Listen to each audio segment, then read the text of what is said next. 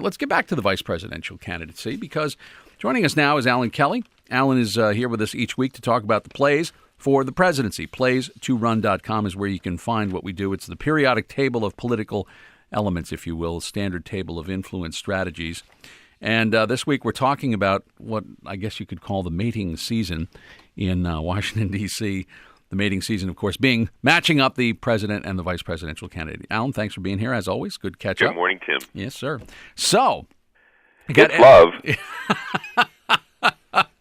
I don't know. The cherry blossoms are out. No, they're gone now, right? I mean, they've sort of the bloom is off the rose, if I can borrow that. Don't mess with my metaphor. Okay, it was working. I'm sorry. You even have fecundity in here. You've got who more than Mitt Romney and a handful of fecund rising star Republicans know better that it 'tis mating season in Washington. Jeb Bush is taking interviews rather than release prepared statements. So is Patrick Toomey.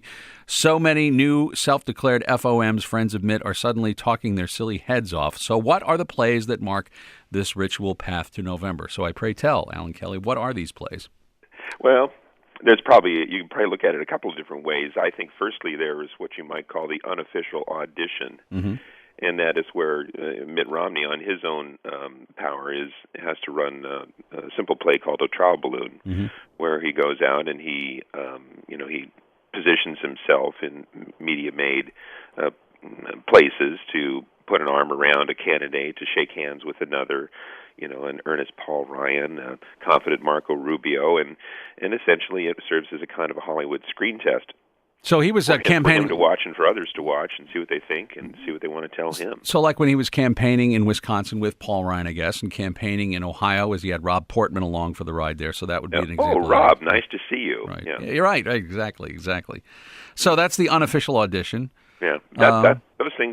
Those things are taken very seriously. They provide real video and a real sense of chemistry and it tells the campaigns a little bit, but what the campaigns really do is they put their ear to the rail and figure out how people react to that. Right, and if you get all kinds of pushback all of a sudden from the media, and he's too short, he's too tall, he's too young, he's too confident, he'll overshadow him, and so on and so forth. Right.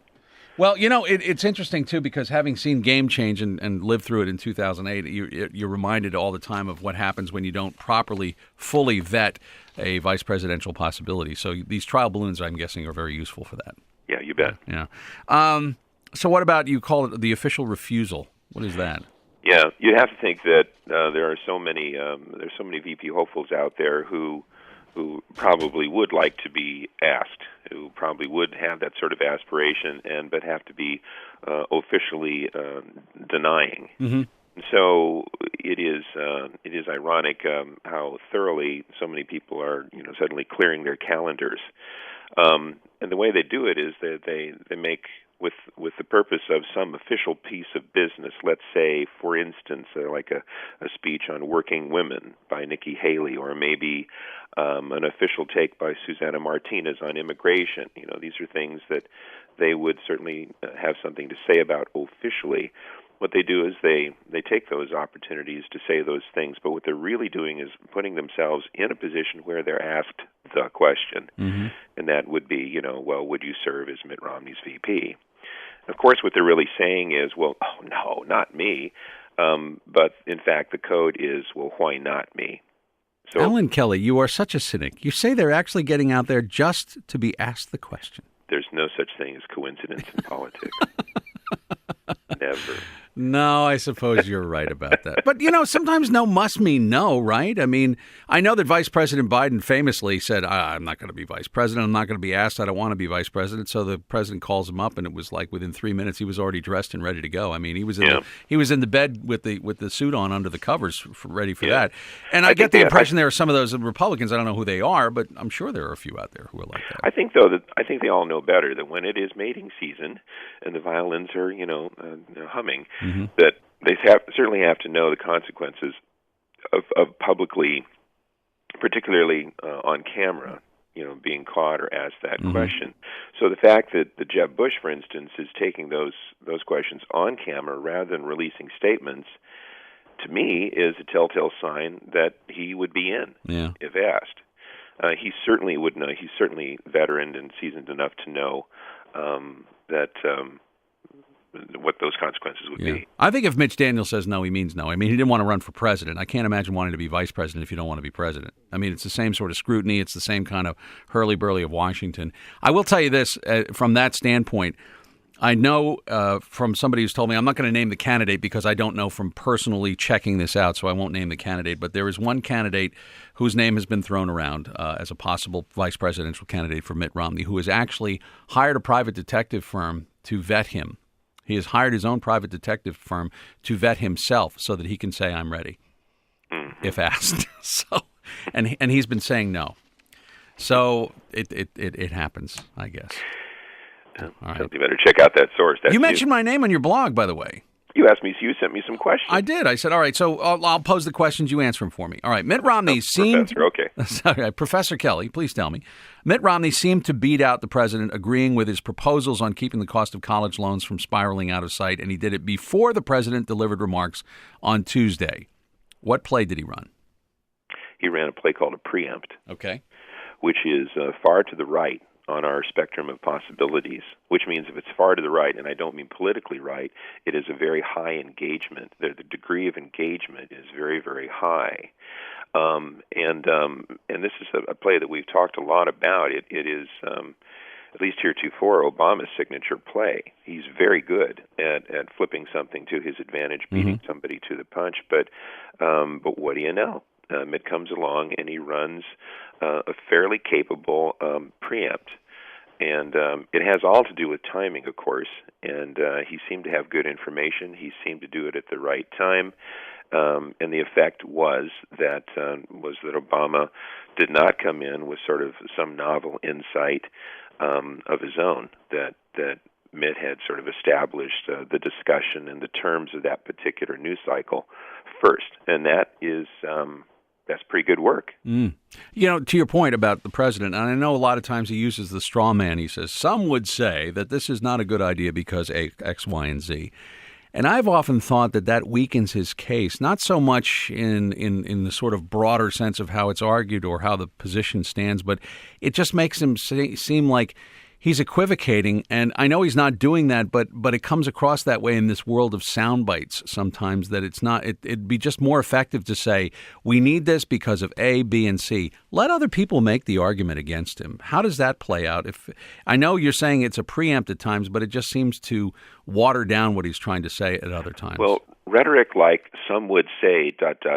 is a very, in fact, goes to the opposite end of the spectrum. It's very low engagement. And it actually is the play we mentioned a little while ago with Mitt. It's the trial balloon.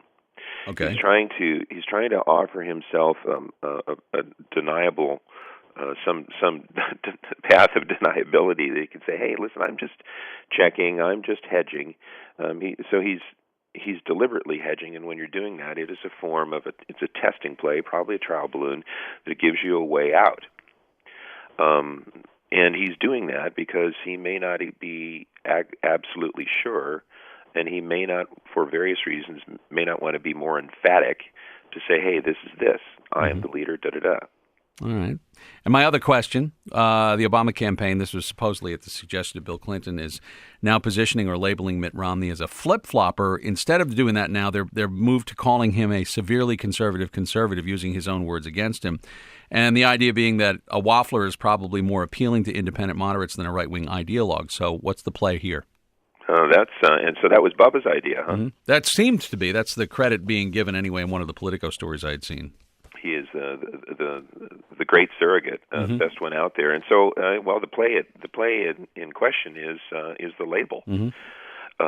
And really, they're just simply, they're not changing the play; they're just changing the target, or I'm sorry, the rhetoric behind the target. So let's call him severely rather than a flopper. Use his own words. Didn't you say that after a while, though, the label becomes a less effective play because over time it's more difficult to redefine or relabel your opponent? That's a pet theory. I certainly believe it. That I think in this cycle, I think that plays like the label are probably at their height. Yeah. The reason is because they're becoming just so easy to read. Bill Clinton, speaking of which, is one of the great labelers and self-labelers. He labeled himself, the comeback kid. Right. And yet he was labeled things like Slick Willie and all other terms. So, this is a play he knows all about. But I think it's becoming so easy to read. Every politician, after every speech or every take, they've all got some way of boiling it down to some media bite that they figure will get them played. And I think that viewers, readers, consumers are getting hip to that, and I think that media are too. And so my guess is that this play will go out of fashion in the next cycle. Right now, it's very hot. Very good. Alan Kelly, look forward to catching up again next week as always. The Plays to Run, plays2run.com with the numeral 2, plays2run.com, where you can catch up more on the elements of influence in Alan Kelly. Thanks so much. Good to talk to you. Talk to you next week.